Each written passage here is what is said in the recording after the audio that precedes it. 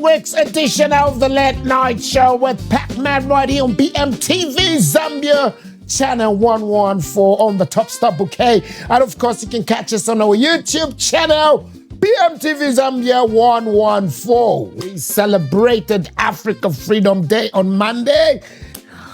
Happy Africa Freedom Day to all of us Africans. Africa is indeed politically free. We just now need to have that economic freedom.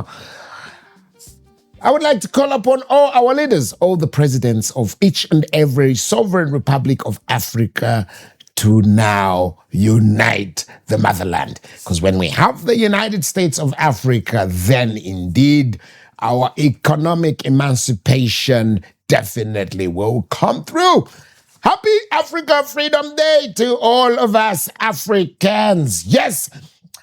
And we saw Simon Mwape Chitambala Chitimwewa had withdrawn from the mayoral race. He is back in. The contest is back in. I'll be very honest, okay, I'm biased. I'm supporting SML. Simon Mwape, I'm supporting his candidature because I think you've seen, I've been going on about how, how filthy our city has become. Lusaka, especially, it is filthy. It is what it is, and I think we need a character like that one to sort of clean up. Yeah, to be very honest, I'm sorry. I know sometimes, it might, come out condescending and patronizing, but we do need that because we need to clean up our city. Unless, of course, we are happy with how, filthy Lusaka is. So SML and Simon Mwape back in contention for the candidature of the mayor of Lusaka City. And of course, we are always promoting non-alcohol abuse on this platform. This is a platform where we are using this platform to articulate this problem that we have. We have a problem of alcohol abuse in Zambia, and that we can't run away from. There is a problem of alcohol abuse. So I'm just calling out to you, reaching out to anybody. If you have a problem with alcohol abuse or you know someone who's got a problem with alcohol abuse, please just know that alcohol abuse actually is a sickness, and there is help. There is help that you can get. So reach out to us. You can send me a message, please, even a comment, and we can connect you to where you can get this assistance. We have an organization called People Affected by Alcohol Abuse, PABA, and they will help you. They have programs, they have these linkages. So if you do have a problem with alcohol abuse, please don't feel shy. Reach out, or if you know anyone, reach out, and then we'll connect you to PABA so that they can help. BMTV as well is promoting this cause because a lot of our youths are getting spoiled by alcohol abuse. We also saw that issue where a certain ex-spy was, in 1 minute we were told his program was not, he was not allowed, I don't know if he was not allowed to feature or they had actually recorded this podcast, but the ex-chief spy was not allowed, that program was not allowed to sort of, to air. But then again, we saw a statement that from the government, actually. They say that, no, they don't know anything about that. So, I was privy to a conversation, by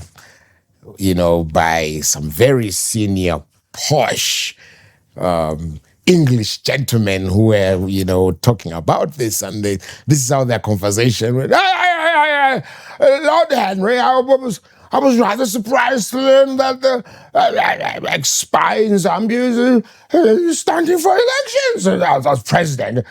Don't you find that quite odd as a conflict of interest? I don't think so, Lord Richard. I mean, unless you do choose to have selective, amnesia, because the chief spy. He was an ex-chief spy in America, Senior Bush, and he was a president of the United States. So I don't think there's anything wrong. Oh, you're right, Lord Henry. Anyway, let's see how it goes. But actually, the X-Man is going to be on the ballot, and we don't know. Maybe he was going to release some X-Files in that podcast. Anyway, we'll be right back, and when we get back, our guest will be in the studio. Our guest today is one of Zambia's leading filmmakers, Owas Mwape. We'll be right back after this break. Hey, yo, what's up, ladies and gentlemen? I go by the names of Frankie on this one, yeah. And you're watching the Late Night Show with Pacman on BMTV.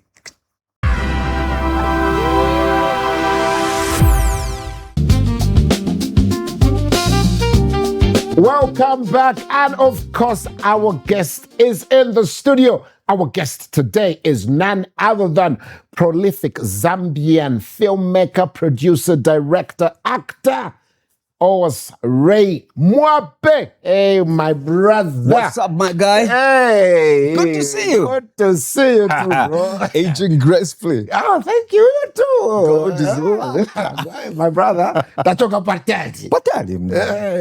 Chembo. Batongo. Matongo's lawyer. How are you doing? Well, I'm great, man. I'm great. We're rolling, a day at a time. Yeah. Every day above the ground Is a blessing. is a blessing, unless you're mining. Unless you're mining gold, definitely. To be honest, congratulations, bro. You've done so much. Look at how you've set your mark. Owas Mwape, that name cannot be excluded from Zambia's film history. Whether you like it or not, that is a fact. Man. Yeah, it's good. man. It's good. So, much as you are an already established filmmaker, director, actor, just for the sake of it, tell us, who is Owas Mwape? Where were you born? What were your early schools? Where, your early life? Tell us more. Some viewers want to hear about that. Mostly it has always been one of the most difficult questions any person can answer. When they ask you, who is he? Who are you? Yeah, me. But I love to start by saying, I exist and therefore I am. And if I exist and therefore I am, then I have the right to examination, making it worth for me to live. Owas Mwape was born on the Copper Belt, Dollar to be precise, Pamozi, 14 hours, and I was born at home. Oh. Yes. Time began, I started my grade 1 at Masala Primary School. And my father worked for Barclays Bank at that time, so he would always be transferred. So when he was promoted to go to Kafue Estates, I went to Kasenje Primary there. From Kafue Estates, then we moved to, this is now 1983, then we moved to Choma. I went to Adastra Primary School. I love it that Dad sent me to schools where I remember Adastra then was Adastra.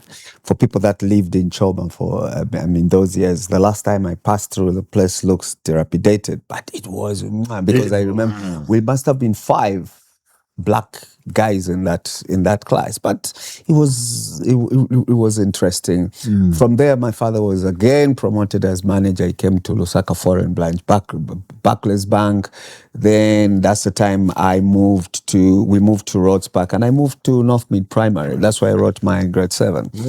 I had a stint at Chakunkula as well. At some point, this is when we shifted to Avondale. Then, of course, at that time also, from there, I was at Olympia as well. These are one of my best schools I loved. Then my father again was transferred to Solwezi. So when we moved to Solwezi, he said, okay, so you guys, all of you, I'm sending you to a boarding school. That's how I found myself at Kasempa Boys. Yeah, so I was at Kasempa Boys, and it's from Kasempa Boys where I actually strengthened my acting abilities.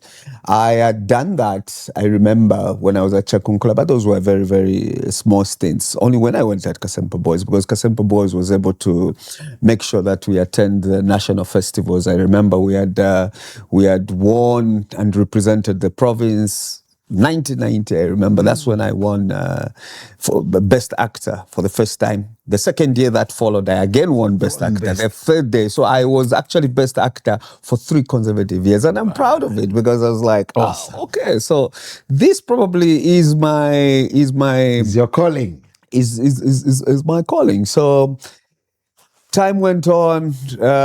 My father left the bank. I had a stint at Copperbelt University. Didn't. Then, of course, went on to do marketing, Chartered Institute of Marketing. And then I joined a company called Direct Marketing Communications, which was more of us traveling around the country and doing direct marketing to people on the ground, and conventional marketing, we call it experiential marketing. I learned a lot through that time because they now had to take me to Kenya. In Kenya, that's where I started seeing them, because at Kenya at that particular time, I'd already started looking at media advances, and the company that I was working for was actually thinking of transitioning to one. So I started getting more interested in that line because I was more of stage, and at this particular time, I was Nata's publicity secretary for Ndola. We worked with, I remember, Uncle Dan. He used to be a teacher. Lee Karim, my friend who was directing Kansenshi Secondary. I was directing Masala Secondary at that particular time. So we were more like making the Copperbelt vibrant with all my friends there and all that. So, yeah, so pretty much in terms of what I had to craft, that was it. 1998, the first time I made a stint to television was when Colgate Palmolive asked me to take over from Andre Makulu to do Dynamo Take Your Pick. So when I took it up, that was more like now. I remember one person who made a prophecy to me was Alec Mugala. He told me, and at that time, I think I must have been 27, and he says, "You are talent for the next millennium." I didn't even understand what meant, because by that time we're just thinking. It says you need to actually see yourself getting to screen. And I was like, oh, okay. So that's pretty much of my early time before I got to television. Oh wow, that's brilliant. And looking at your diverse experience when growing up in different places in Zambia, I can see, I think, how has that contributed to your skills? I think that has also helped in honing your skills, don't you think? Oh yeah, it does actually. It does, and so much, so much, because you see, the device of it is a fact that I was also able to look at embracing other cultures, because I lived amongst the Tongas, and I remember at my young age I would speak very fluent Tonga at that particular time, because we lived in Chomat at some point, and that's why I've got an incline towards that. I'm a Bembalala man. Yeah. But then I discovered that on its own. And then also being in Solwezi, I found myself Nekwambakika on So, you know, I lived amongst the Lundas and the Luvales. Must say the Luvales are quite pretty women there. Everyone, they have bongo. I forgot. Also, I think the viewers need to know and appreciate you. Apart from your artistic skills, you're also an entrepreneur. I remember that marketing company that you started, which was doing really, really well. Yeah. Where, remember our trip when we're coming from Zimbabwe, you had just bought vehicles. Viewers, this is 2005. Yeah. This is 2005. You bought the Kanta, or visit the Mark II, and we're in a convoy when we're coming.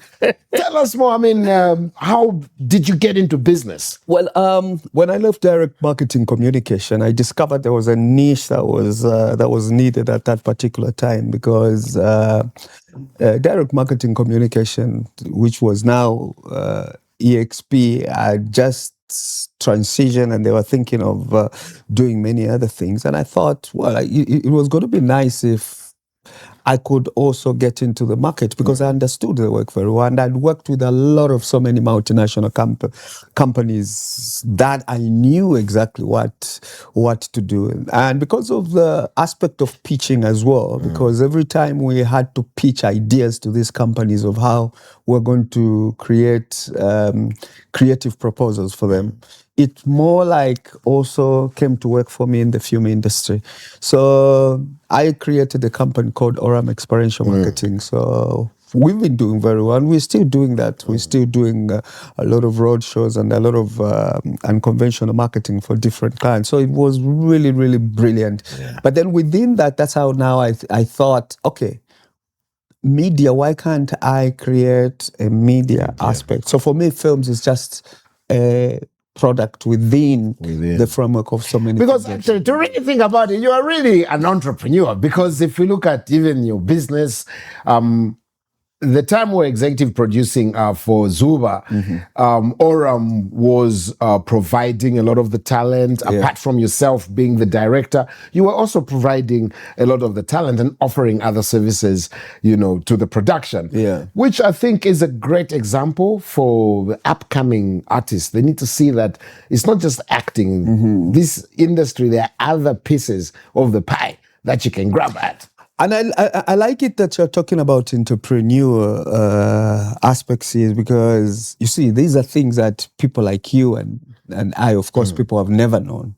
When people see you as an actor, that's all they dent on you. They think you're an actor, and they will go out there and of course, we are in an industry that was not respected, and they probably would think of you in so many ways, but they don't know the other side of what we do. And you've been a very brilliant entrepreneur as such, and I'm glad you also understand. Even when you were, people don't even know you were the executive producer for Zuma. You get the point. And they need to know that aspect as well. We provided, as co-producers, we provided the services onto the production to make it work. So yeah, I think that on its own is something that is brilliant. I love the time you and I were in Zimbabwe when we were invited for the film festival. For the film festival as Kabanana actors. That was a brilliant, lovely memories there. Beautiful.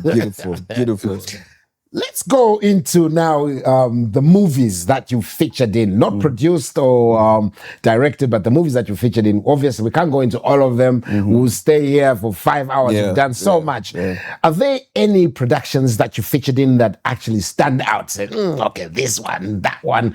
Tell us more about your experiences and some of the productions that stand out. Featuring in film, or probably executive producing or producing a film, for me is like having a child. So the level of love is usually the same. Of course, you can be biased towards certain things, but those that really make me stand out are films like the first one that went to cinema, which was The Lawyer. Executive produced by Mr. Nyirenda, directed by Dominic Sembele. And then there was also Sui, directed and executive produced by Catherine Kasaketi. Then there was Mwansa the Great by Rungano Nyoni, which was also nominated for the BAFTA. And the Sui one was Zambia, Finland produced. So those are quite was more like the beginning of me getting into film and acting into my film. And this was like in the mid 2000s and all that. So they really, really play a great part for me. But then later on, I now started creating my own movies where I would also feature. I love to borrow Sylvester Stallone's saying when he said, if they can't cast you, create movies and cast yourself. So I started doing that because at that particular time, and in Zambia, this is usually the problem. When you do so much, people begin to shun you because they feel you can't bring, you're probably going to be too big for the production. And then there's this notion in film industry that has come when you're a big filmmaker, sometimes they can't even invite you to their events. Sometimes they can't, if you appear on red carpet, for example, they will black you out because they feel the media will probably focus on you and everything. What they don't know in business is that that's what we call production value. Exactly. They're adding to the production. Exactly. But people don't understand that. And then they've ended up being at a certain level.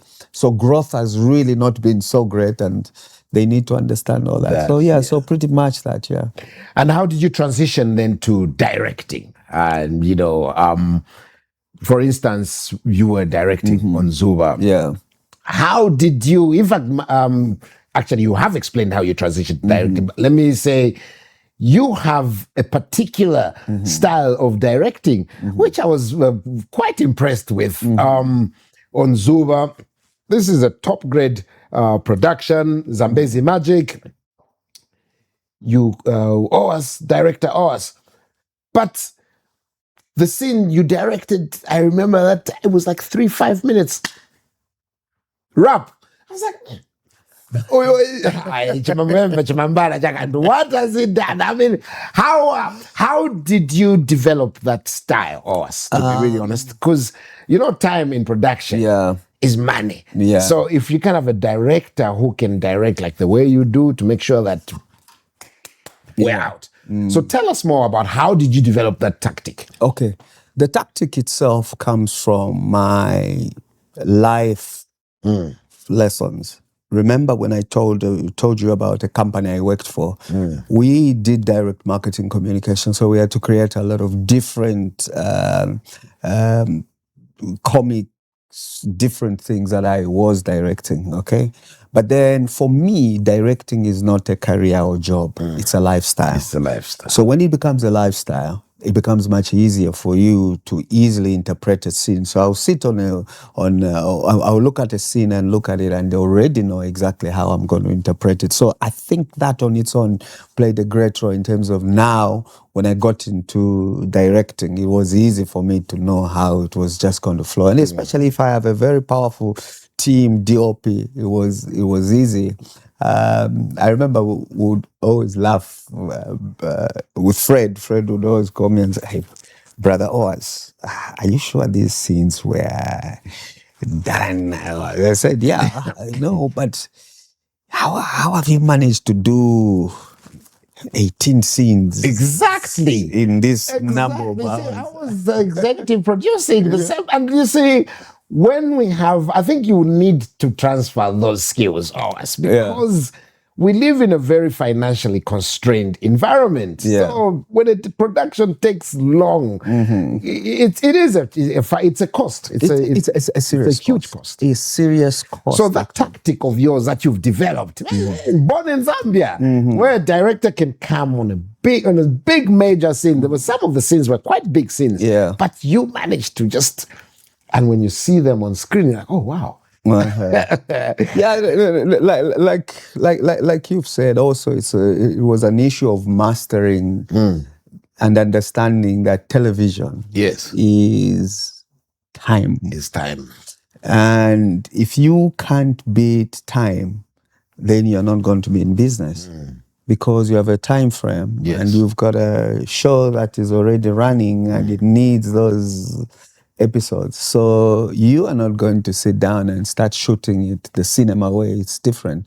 So for television, you need to already have people that are very efficient and that can give you what you're looking for. And again, it's also very taxing and dangerous to have crew shoot up to certain hours because they get tired. And when they get tired, then they can't give you what you're looking for. Yeah. Let's talk about the industry generally. I mean, a person like yourself, you are sitting at the top of the food chain. I didn't know that. The bird's view as a producer, director, you are the guys right there at the top.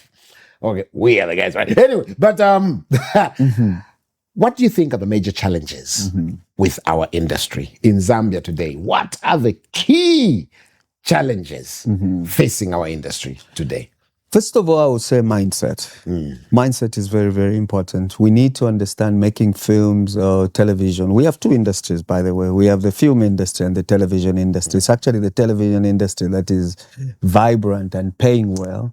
The film industry is still trying to shatter and trying to find its feet. So if we understand that, then it becomes much easier for us. Okay, that's number one. Then number two, if people, like for example, let me expound more on number one. If people understand to say this is a business, even the way they approach it will become, this is a business. Yeah. The problem is that everyone still takes this as a social sector, and it becomes much difficult for them to now begin to sit at round table and engage government, for example, engage the corporate and say, this is what we're looking for, this is what we need, and the blah, blah, blah, blah, blah. And then, of course, the second one is, how do we engage government, okay, to domesticate the film policy, for example. The film policy needs to be domesticated. Now, it being domesticated, it needs to trickle down to the constituents and mostly the actors, the producers, because every person right now can become a producer, but how many of them understand the fine print of what it entails to go and sit down and say, this is how the political will is going to be brought to the industry. Yeah. So those are some of the things that are really, really missing. And that's why, if you've seen, it has taken time for people to think about going to school and understand certain things. It is very easy for them. I remember we were talking before we started this. It's easy for actors and everyone to go out and say, hey, I need to get this sort of amount of money, whatever. Now, if you're going to get that sort of money, you need to understand the business side of things. That's number one. And you need to also understand how much do you know of the industry. So we have very few people that are coming in that already know. Some of them have taken themselves to school. Some of them are creating capacity building programs. So if you understand those, then now you can sit down.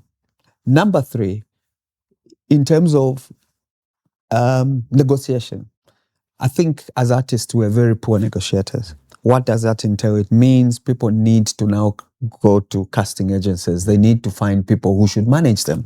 Because when you get managers are trained specifically to go and sit down with someone and negotiate. Yeah. Because I know that even on Zulu, for example, the most high paid actors had managers. Yeah. So those managers would sit down and say, oh, okay, so this is what we're bringing to the table. So if this is what we're bringing to the table, this is what it entails. Yes.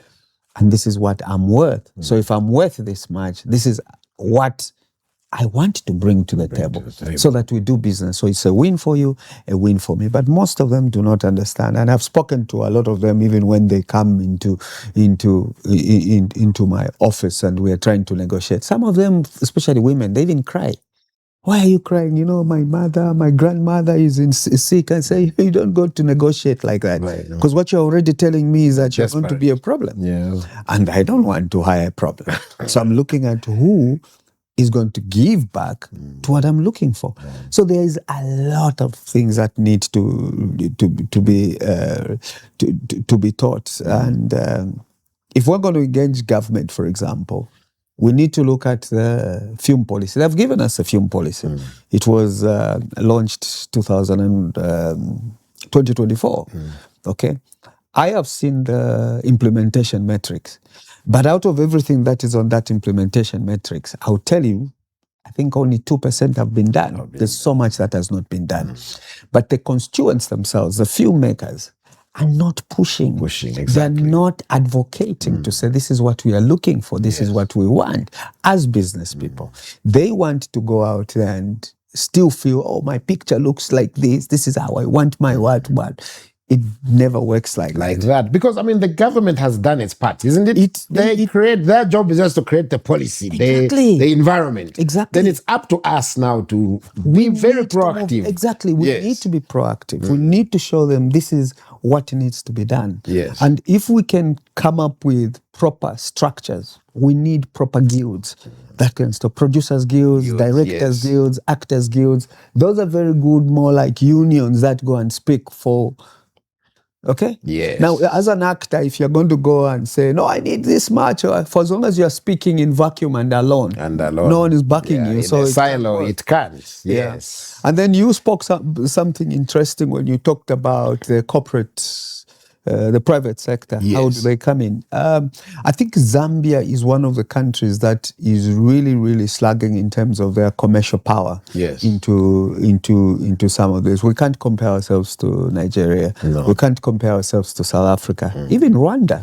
More reason why it's been very difficult to even monetize our social media platforms. If you look at it, we are 22 million. Rwanda is 14 million. Rwanda is monetized. We are not monetized. Now, people don't understand. The artists go out there, they're making noise. Hey, why is government to us? No, it's simple. The issue there is that the corporate pounding into commercial sector is very little. You want to go on YouTube and get monetized, YouTube makes money off that. So if they're going to push these things in there, so who's going to be paying for that? Exactly. So you first of all look at how do you get the corporate within your country to be part and parcel of what you're doing or to be pumping there.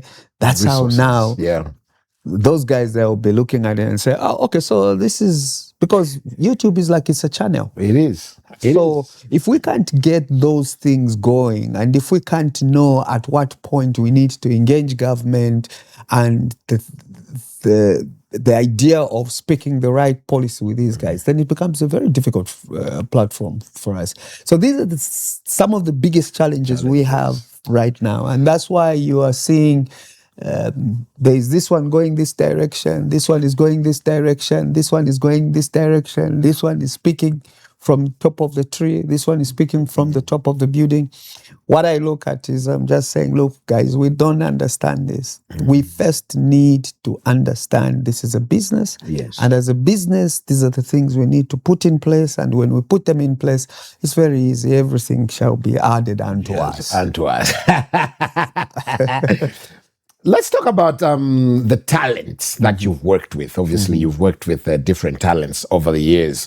Are you able to point out some of the exceptional talents that you've worked with to be an example for those upcoming, to say, if you want to really make it in this industry, have this type of attitude, have this type of passion. Look at us when we were starting in Banana. There really wasn't much money there, though we were so passionate about it because we loved what we were doing. So also it would be very unfair looking at how commercialized our industry has become now to expect people not to want to gain what is due to them.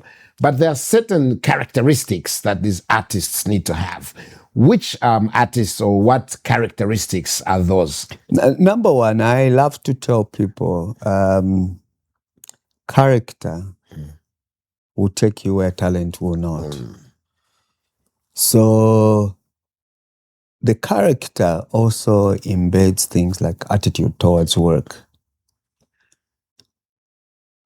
What time do you get to set? How are you understanding the project that you're doing? What are the things that need to be done? I'll give you a very good example. I'm not speaking like this because you're here. The last project we did together, okay, and I was telling some young ones, I was like, I want you to learn certain things from Pakeni. When it's coming to a scene, no matter how many, the bulk of lines he has to bring out, he has mastered the art of understanding and making sure that everything that he says, there's diction and it's within the framework. Sometimes you're even scared and say, is he going to chuck out everything? But you're like, the dude managed to get all those kind of things in 3 minutes in his head. Okay? That's an art as well. That's what you're bringing to the table. The young ones now don't understand. They come to set and they're busy jumping up and down without knowing to say this is what you're looking for. Now, directors, executive producers understand this thing. So they will look at it and say, we picked you to be part and parcel of this project because you're talented. But your attitude and character towards work is not really working. Yes. So I would prefer I go out and look for someone else that can work. So now that on its own now emanates into passion. So when that passion comes, it now just makes you now thinking, okay, who can I work with? Who's going to make this work for me? And like we spoke about when we said time, say, no, I think, no, bring Brother Pakeni. Pakeni is definitely going to make sure this works. Oh, okay. Okay. Some of them, when you look at them, you can even tell them, how long are you going to stay in this industry if you're going to stay in it? Okay? But there are people like you that have still continued to act. Okay? Why? It's because you've mastered the art of knowing to say, look, this is work. And because it's work, this is how I should approach it. Yes. And that's the best thing that we can ever teach the young ones. And also to them to understand, to say, look, this is just not, I want to jump on it. If you don't have it, you don't have it. You don't have it. It's You know? So I've worked with some really, really brilliant people. I'm going to give you examples. When I was on Zuba, one of the most professional people, I will use the word professional, is Mwape. Mwape is very good. Yes. Now, I've picked on Mwape because Mwape was basically carrying that show, and she knew every time she went on set to say, I'm here to be directed. I'm not here to bring out the ego. And I'll pick on people like Sakala, Dobji. Yeah. Dobji. Those guys, you can tell there is that part about them. You understand? And then, of course, I've worked with certain people. You bring them on set, even before you are what? They're already beginning to direct. You start, they're already telling you, no, director, but this one, me, I can't do this. Yeah. And I saw some of them, their storylines not going anywhere. And they ended up either sending them in exile or dying. That's how the industry works. Yes. So it's more to do with character and attitude towards work that keeps you going. Forget about the talent. I always tell people, look, every person is talented in a way. Yes. But how you approach anything with your discipline and the right character will take you very far. Very far. So those for me are really, really cardinal. So people don't understand me, even small little things as gossip. No matter how talented you are, I'll kick you out. Okay, yeah, right. Because I know what that will do to It's the like others. virus. Oh, it is a big It's a virus. It is a big virus. It is a big virus. Yes. Wow, Yes. wow. Yeah. And you're like, look, I don't tolerate this. Yes. This, in my disciplinary guidelines, this one you need to go. So I think as creatives and as actors, we need to understand what has made us stick around for a long period of time, and what will make others also stick a long period of time, and then to also just avoid unnecessary industry politics. You know, the industry has got a lot of politics. Too much. You need to know at what point you're going to engage. You need to know to say, look, if I'm going to be part and parcel of this, it's just not a matter of saying, I want to be here. Executive producers, I always love to say, executive producers are the most petty people I can ever think. And it just comes to you. It's a disease that comes. You are seated, and before you realize it, you're beginning to see an actor who's advocating in a very unprofessional way. I'll tell you what, you'll never bring them onto your production. Yes. You feel like, no, I don't want to work with him. Because the next time he comes on my production, that's exactly what is going to happen. Exactly. So it's always all these kind of things. But it's a very interesting industry. And I love where we're going.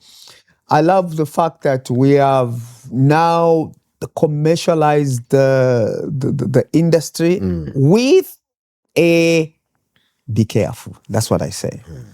Be careful, because I think we shouldn't be so dependent on a certain, we are depending on Zambezi magic. Yes. So if, like, for example, what happened recently where there was a new acquisition by another company. So there's a lot of things that are changing within the Zambezi framework. So what happens to the industry? It means it dies. It does. So the people that were producing, they can't now produce. Why? Because people are now used to saying, no, kanofenga palinda lama. No, I can't go that side. Kanofenga palinda. No. We need to really look at where we're coming from, because there are certain things that I always say, let's learn from where we've come from. We made films on zero budgets, but they still made noise, and we still move. We still without even, and there was less social media, less digital distribution. Yeah, but still more. But we found ourselves, and we were doing other things, but we found ourselves shooting. You remember the days of Kabanana? Definitely. Yes. So it's an interesting time, but also a time I keep saying, be careful. If you are really a powerful person now, and the person who moves with time, invest all your best energy in AI. That's the direction we're going. If you can't invest there, a lot of people are going to be out of jobs. And that's how it is. Why?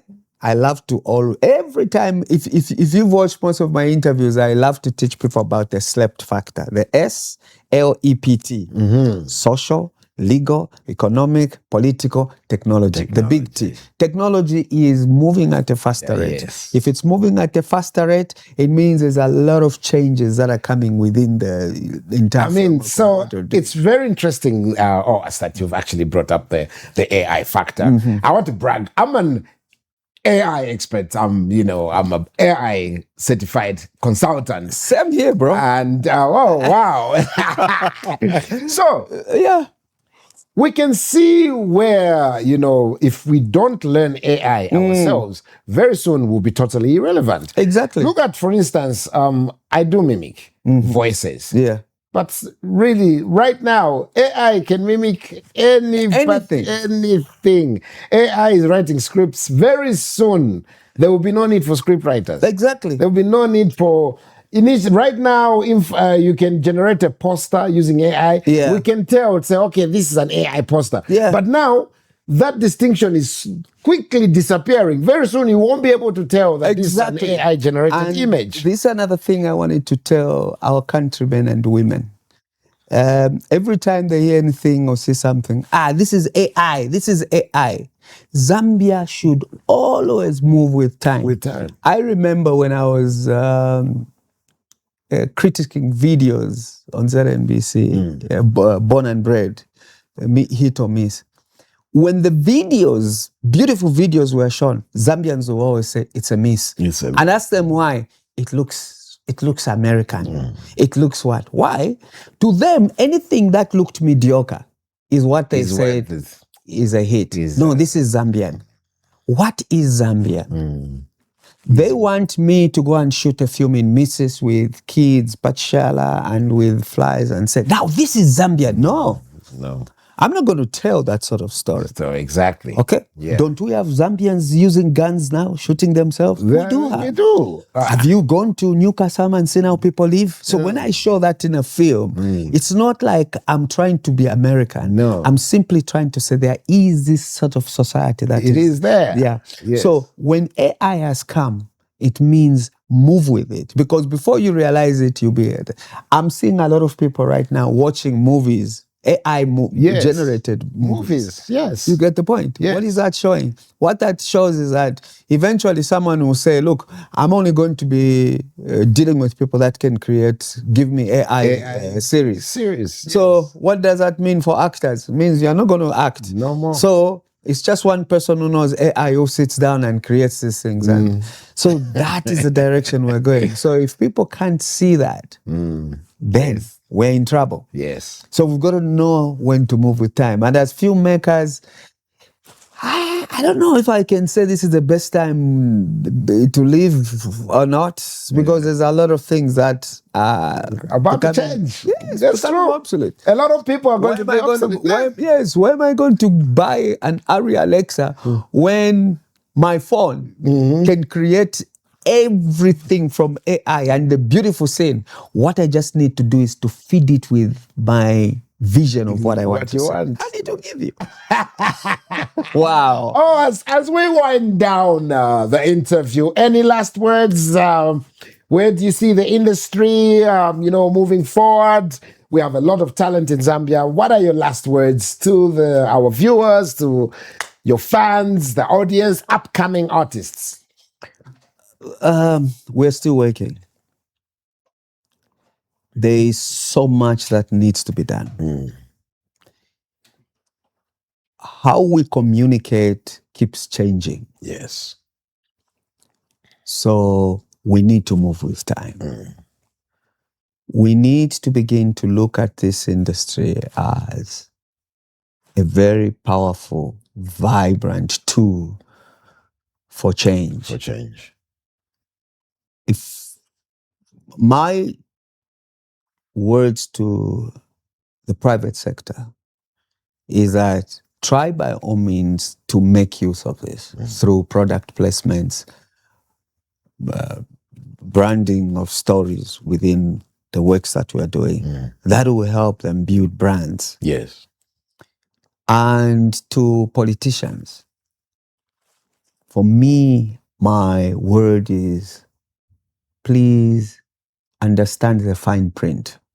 When I say understand the fine print, research, read, and engage the right stakeholders to tell you how this works.